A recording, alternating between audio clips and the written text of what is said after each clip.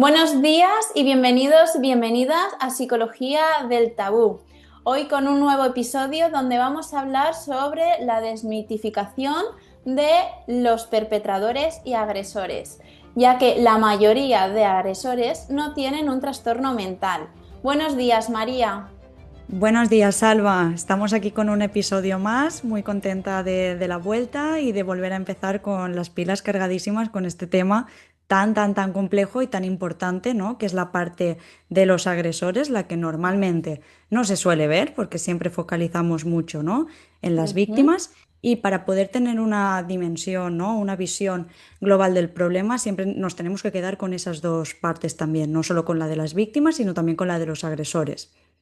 Que es la que no se tiene en cuenta, ¿no? Es como que minimizamos, justificamos, ahora vamos a hablar de todo ello, pero sobre todo vamos a centrarnos en diferenciar violencia y agresividad y luego qué frenos podemos activar y cómo podemos educar y reeducar en ello para que estas situaciones no se den.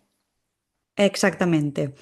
Es súper importante empezar diferenciando, ¿no? Lo que es la violencia de la agresividad, porque básicamente la violencia es algo que hemos aprendido socialmente. No es algo que sea innato, como sí que lo es la agresividad. Para que esto lo comprendamos mejor, si te parece, vamos a ver como una pequeña tabla en la que diferenciamos cada concepto. Y Muy así bien, los que nos escuchan pueden entenderlo también mejor. perfecto. Porque estamos hablando que al final es cultural, ¿no? La violencia es cultural, pero vamos a diferenciarla de la agresividad, la cual es innata. Exactamente. Primero es entender que la agresividad es algo instintivo, es algo que Ujú. tenemos por el hecho de ser animales biológicos, ¿no? Y es algo Perfecto. que tenemos innato. Lo adquirimos por el propio proceso evolutivo, es decir, la propia evolución nos lo da. Se regula Ujú. siempre a través de factores de la naturaleza. Es también muy importante tener en cuenta que se da entre especies y dentro de la propia especie. Es decir, no somos los únicos seres vivos que tenemos agresividad. También, como sabemos, los animales emplean todo tipo o de conductas agresivas con diferentes fines biológicos y de supervivencia. Claro, por Por lo otra tanto, parte, la agresividad sería para la supervivencia. exactamente, esa es la clave. Es un fenómeno que es adaptativo. Ujú. Nos ayuda, ¿vale? Tiene una utilidad biológica. Vale. Por otra parte, cuando hablamos de la violencia, sabemos que es un fenómeno aprendido. Y Ujú. aprendido quiere decir que no nacemos con él, es decir, que conforme nos vamos haciendo mayores y nos vamos socializando con nuestro ambiente, vamos adoptando esas conductas que pueden ser de carácter violento. A mí siempre me gusta explicar esto desde el punto de vista de que la agresividad la tenemos y cuando se transforma en violencia sería una agresividad fuera de control, es decir, hipertrofiada. ¿Vale? Vale. Entonces, súper importante, cuando falla los frenos que tú has introducido antes, ¿no? Sería esa incapacidad que tenemos las personas para poner en marcha o desplegar nuestros inhibidores de la agresividad. Y por Vale. eso se dan las conductas violentas.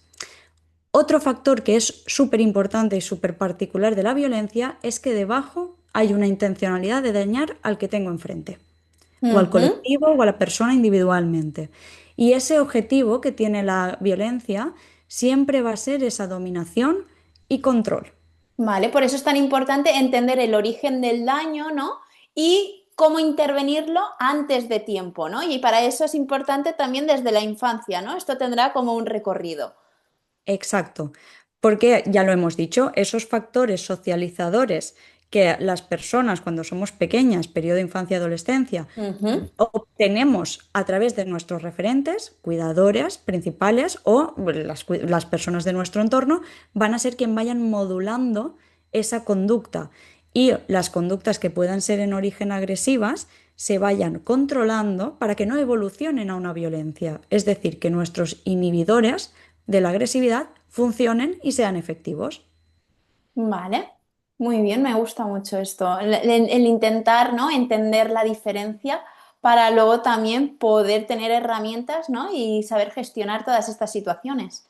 súper importante tener en cuenta que cuando nacemos, como ya hemos dicho que la agresividad es innata, si nosotras Ujú, pusiéramos una cámara, por ejemplo, en una guardería y la dejáramos grabando todo el día, cuando viéramos esas imágenes al finalizar la jornada, veríamos todo tipo de conductas que despliegan los niños pequeños, como por ejemplo dar un empujón para conseguir algo que quieren obtener, dar un ujú. mordisco, enfadarse, enrabietarse, ¿no? Y sacar esa frustración o esa rabia a través de una agresión física. Y esto lo que vamos a hacer los adultos es ir reconduciéndolo. Claro, entendemos por tanto que forma parte del desarrollo normal tener este tipo de conductas, ¿vale? Que Ujú. socialmente no están bien vistas y por eso las vamos regulando los adultos. Pero algún ejemplo, ¿no? Para que tengamos en cuenta qué son ese tipo de conductas, podrían ser el mentir, el desafiar a los adultos, el romper objetos, el absentismo escolar, que los adolescentes se enrabieten y escapen de casa, que se metan en Ujú, peleas, pequeños hurtos, y ya cuando vamos exponencialmente subiendo en esa escalada que ya no es agresividad, ya sería violencia como tal, ujú, hablaríamos, por ejemplo, de conductas antisociales, esos hechos vandálicos, agresiones físicas para obtener beneficios secundarios o por el hecho de hemos aprendido, y ahí ya entra el ujú, factor aprendizaje, la utilización de la violencia como un fin, un medio para ujú. conseguir un fin. Claro, que cuando hablas de las conductas antisociales, ¿no? Muchas veces pensamos que son personas que no se relacionan, pero es Ujú. todo lo contrario, ¿no? Es que sí que se relacionan, pero generando daño, ¿no? Incluso a sí mismos y hacia los demás. Correctísimo. Tenemos la mala costumbre de decir, no, es que yo soy muy antisocial, ¿no? Cuando lo que verdaderamente se quiere decir es que somos asociales, que no nos Ujú, gusta o que no nos relacionamos con nuestro entorno. Y la conducta antisocial, como tú bien has apuntado, es cuando hay una base de dañar al ujú. otro. Es Ujú. sabiendo que estamos haciendo daño, ¿no? Es Claro, como yo tengo esa simetría de poder, ¿no? Entonces yo estoy por encima y puedo generar ese daño y sabiendo que estoy haciéndole daño, sigo y mantengo esa conducta. exactamente. ¿Por qué? Porque cuando se da justamente esa simetría de poder, que se basa en el control por una parte y el saber que puedo hacerte daño porque tú eres más vulnerable que yo, claro, no hay un freno. Ahí es donde fallan los frenos, ¿no? Porque yo Ujú. me siento, que en esa posición de superioridad, yo me siento con potestad y legitimada para utilizar la violencia contra ti. ¿Por qué? Porque eres más vulnerable que yo. Entonces ahora tendríamos que añadir esos inhibidores, ¿no? ¿Cómo activamos esos inhibidores? ¿Y cuáles son esos inhibidores, ¿no? El freno moral, si está bien o no está bien, ¿no? Que cuando justificamos algo que no está bien, minimizamos, restamos importancia, ahí no se está activando el freno, ¿vale? Estamos Correcto. habituándonos o reforzándonos, ¿no? Esa Ujú. conducta. Luego estaría también el freno empático, ¿no? Que se va desarrollando alrededor de entre los 6, 7, 8 años, el ser capaz de ponerte en el lugar del otro. Y el no saber ponernos en el lugar del otro genera que no activemos ese freno. ¿Vale? Luego Exactamente. tendríamos también el freno social, ¿no? La influencia de grupo tan importante, ¿no? Que es sobre todo en plena adolescencia, bueno, a partir de los 6 7 años ya el tener unos amigos con los que poder eh, generar un grupo y sentirme parte del mismo es fundamental. Pero sobre todo cuando vamos cara a la adolescencia, el encajar, ¿no? Entonces muchas veces la influencia de grupo te lleva a no activar esos frenos para poder encajar. Ujú. Y Claro, normalizamos. y aquí además metemos también el factor de cómo se diluye la Ujú. responsabilidad cuando actuamos en grupo, ¿no? Porque Exacto. si uno lleva a cabo una actividad de manera individual, una Ujú. conducta, asume que tiene la responsabilidad de esos hechos, ¿no? No se le puede atribuir a nadie más. Pero Correcto. cuando actúan en grupo, Ujú. existe ese fenómeno de difusión de la responsabilidad, con lo cual da mayor fuerza al grupo para poder llevar a cabo esa conducta y que los frenos fallen en este sentido. Qué importante entender esto, ¿no? Sí, Porque sobre todo en la etapa de la adolescencia, donde intentan salir también de ese control por parte de los padres y su grupo de amistades va a ser el más importante. Entonces, tener en cuenta también esto nos va a dar también herramientas para luego poder qué comentarios tener en casa, cómo reconducirles, ¿no? En todas estas situaciones, que no es nada fácil. Y totalmente. luego sería el freno legal, ¿no? Que ahí te voy a dejar a ti. Claro, por esta parte, cuando hablamos del freno legal, sabemos que todas las conductas que están tipificadas penalmente en sí mismo van a tener una función de evitar, ¿no? Una función preventiva. ¿Por qué? Porque saber que cometer, por ejemplo, una agresión física a otra persona está tipificado penalmente y lleva aparejada una pena, ya sea Ujú, de multa o ya sea de años de cárcel, de prisión, eso en sí mismo, para toda la sociedad, debería funcionar como un freno. ¿Por ujú, qué? Porque a nadie nos gusta que nos manden a prisión, básicamente. ujú. Por otra parte, tiene una función también protectora. El asumir que existe una pena nos da seguridad. ¿Por qué? Porque entendemos que podemos ser menos víctimas, ¿no? de una agresión.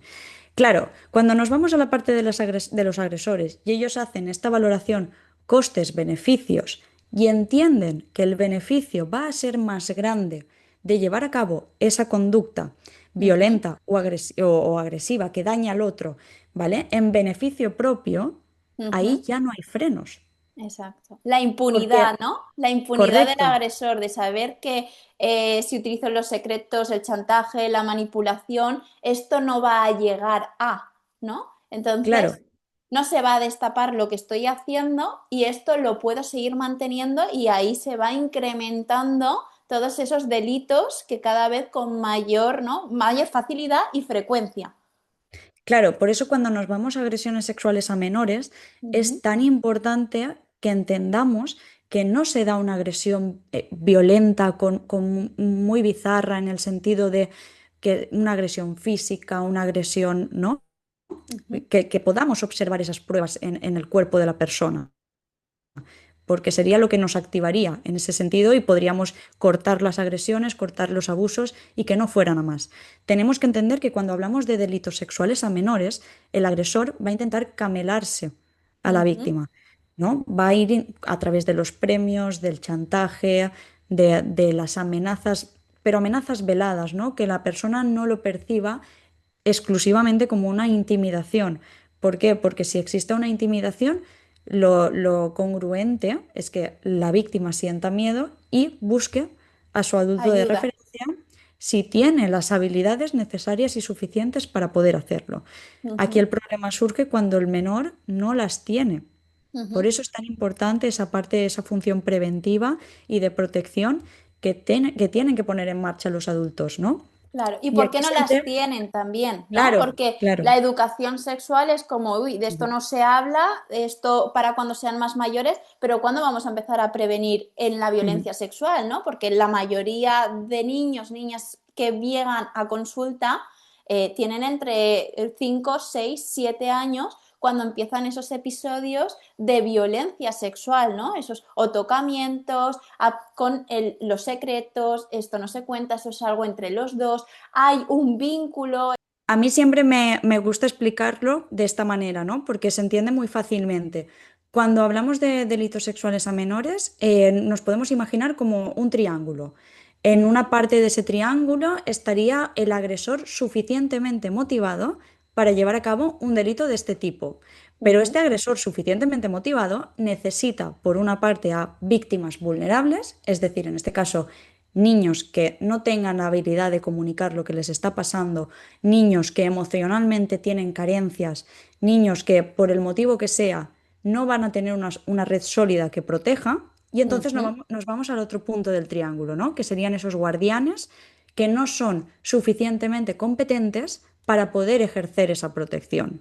Claro, solemos hacer muchísima prevención desde el punto de vista de no te vayas con desconocidos. Si algún desconocido intenta, ¿no? Para que los niños tengan ese cuidado, pero sabiendo que la mayoría de los delitos sexuales a menores se cometen en entorno familiar, Más daño le va a hacer es la persona con quien más tiempo pasa. Y esto claro, cuesta mucho entender, porque las personas que exactamente. no somos capaces de hacerle daño a los niños no somos conscientes del riesgo que conlleva el que pasen mucho tiempo con la misma persona solos y que esa persona no tenga activados esos frenos.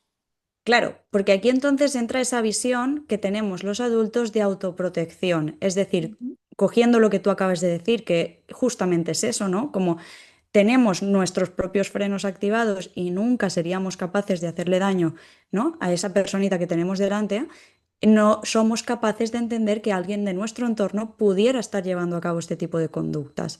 ujú, Es muy típico que pensemos en los agresores sexuales de menores como monstruos o como ujú, personas que tienen algún tipo de patología mental, ¿vale? O las etiquetas, ¿no? De personas ujú, locas, ujú. cuando resulta que la realidad no es esa, Exacto. De ahí ¿vale? la importancia de desmitificar.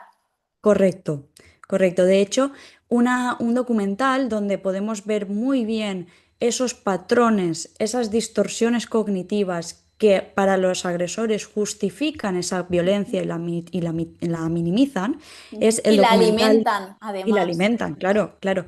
Es el documental de Carles Tamayo de Cazando un monstruo. Aquí Ujú, se puede muy bien ver cómo el agresor, que ha sido un agresor sexual a lo largo de muchísimos años y tiene muchísimas víctimas, cómo va desplegando todo este tipo de distorsiones e incluso hace chistes de las propias agresiones sexuales. Claro, todo esto lo que le permite al agresor es deshumanizar a la víctima, por una parte, despersonalizarla y entender que es un objeto.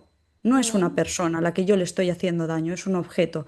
En consecuencia, minimiza esa violencia y es capaz de llevarla a cabo.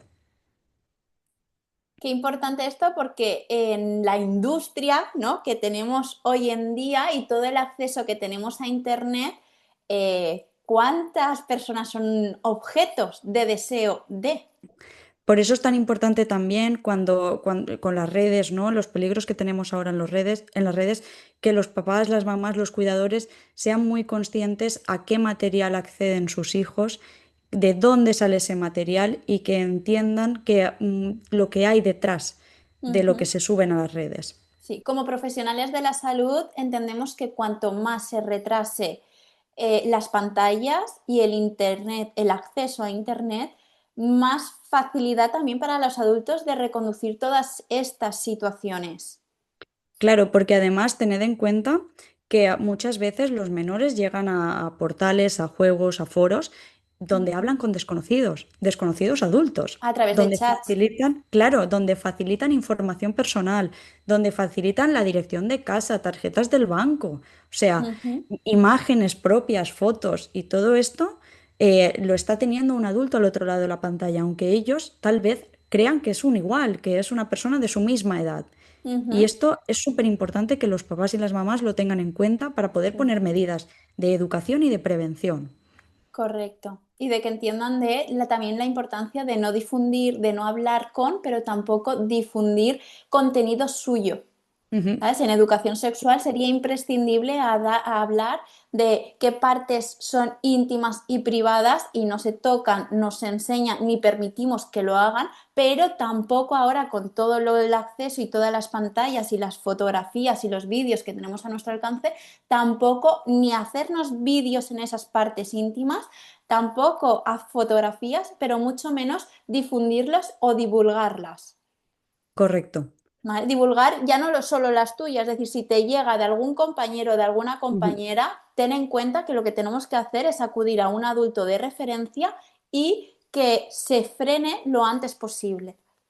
Correcto. ¿Vale? Y activar esos frenos. Eso sería Sí. empatía, ¿no? Estaríamos Ujú. activando la empatía, estaríamos activando el freno moral de esto no está bien, esto no puedo seguir divulgándolo, no está bien porque si fuera yo la otra persona no me gustaría que lo hicieran conmigo.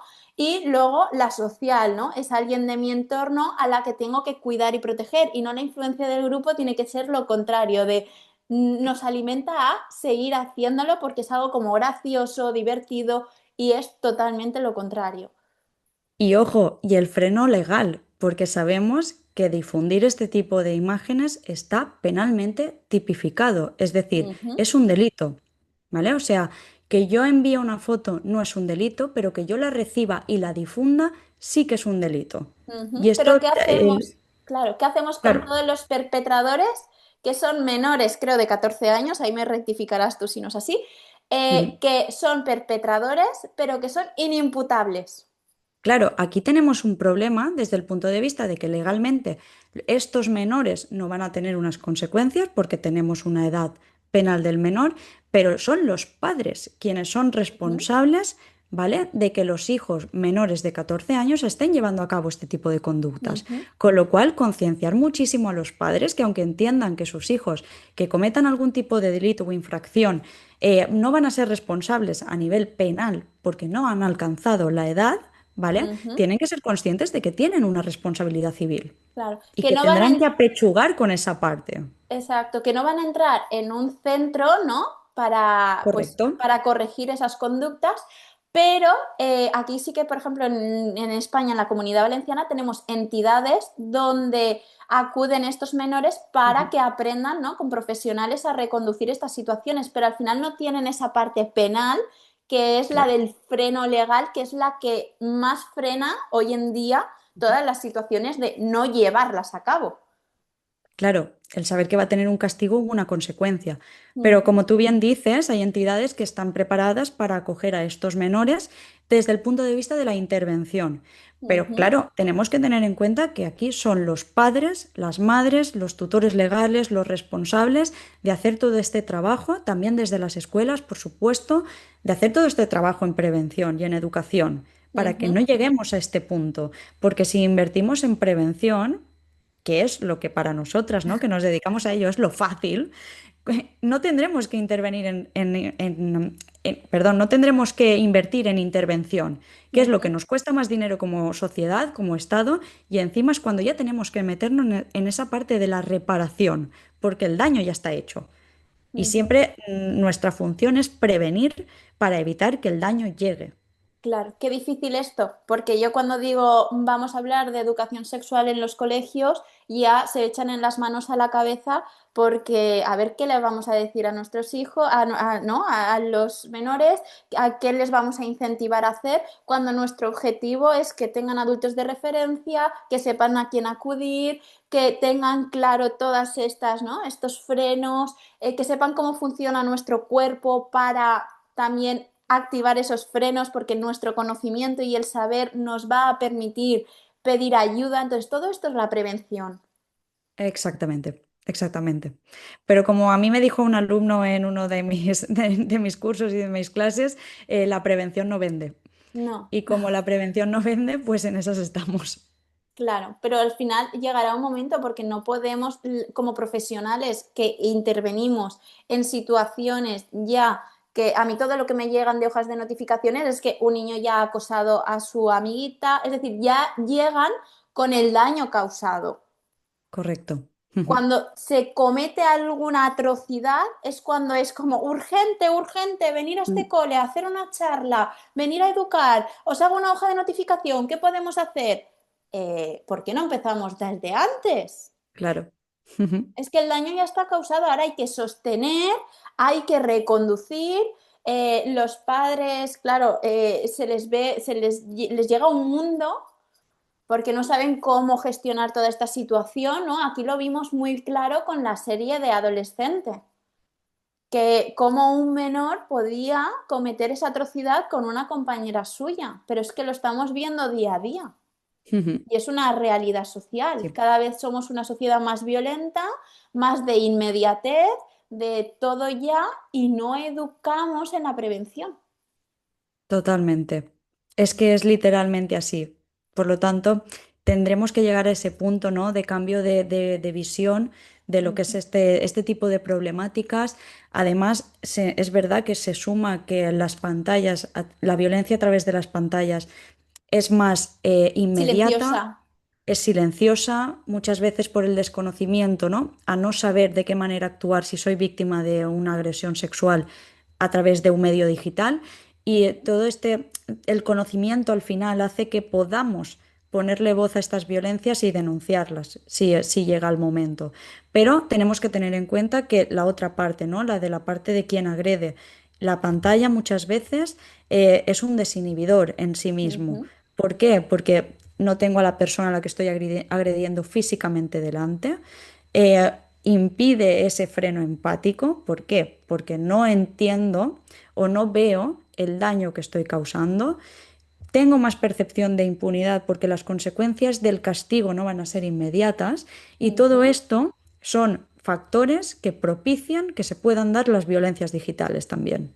ujú.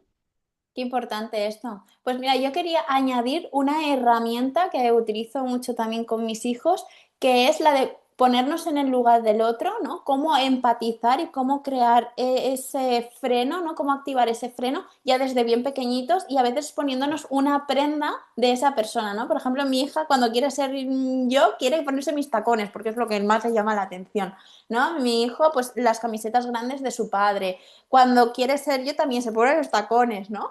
Entonces, aquí vamos generando esa empatía y también te demuestran lo que están viendo y cómo tú te estás comportando, porque te Claro, están imitando como padre, totalmente. ¿vale? Entonces, esto también es muy guay. Y entre hermanos, a cambiarse, ¿sabes? O ponerse pues algo que le guste mucho. Si a la niña le gusta Frozen y al otro le gusta Capitán América, la niña se disfraza de Capitán América y el niño de Frozen, ¿no? Y entonces cada uno está haciendo de diferentes roles. Y esto nos ayuda mucho también a, pues, a ponernos en el lugar del otro. Claro. Y es muy necesario para que se experimente, ¿no? Muchas veces entendemos las cosas cuando las vivenciamos y las experimentamos y somos más capaces de poner en Y práctica, comprender.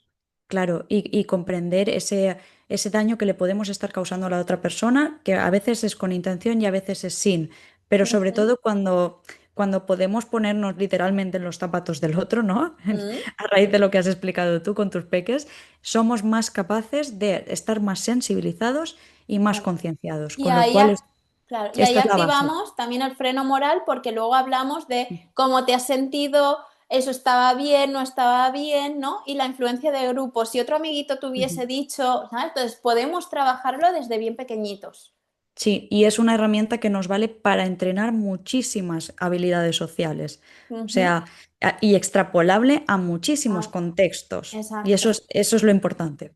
Exacto, qué bien, María. Oye, me ha encantado este episodio. Creo que hemos hablado de cosas muy importantes e imprescindibles hoy en día en nuestra sociedad y cómo va avanzando y evolucionando.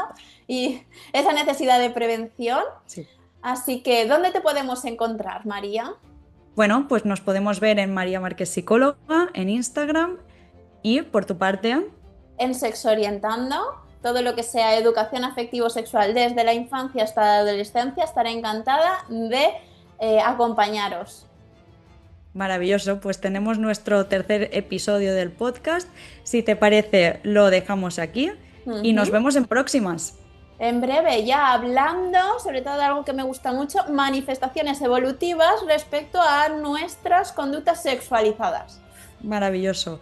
Al final es súper necesario conocer los hitos evolutivos de los peques y los adolescentes para saber qué es típico o prototípico de Ujú. cada época, ¿no? O de cada fase del desarrollo. ¿Para qué? Para que tengamos conciencia y podamos abordarlo, en consecuencia, desde el punto de vista de la prevención y de la educación. Totalmente. Qué maravilloso. Bueno, pues con Psicología del Tabú terminamos este episodio. Nos vemos en el próximo. Hasta luego. Chao.